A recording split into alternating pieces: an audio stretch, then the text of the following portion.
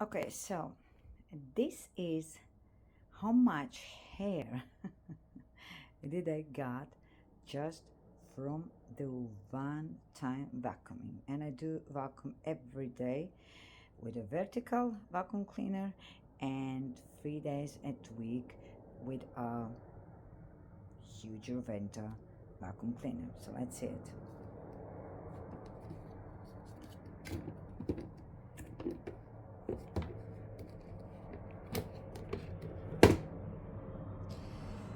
Okay, this is cleaned, actually good. Well, well, well, well, well, well, well. Hello, hair.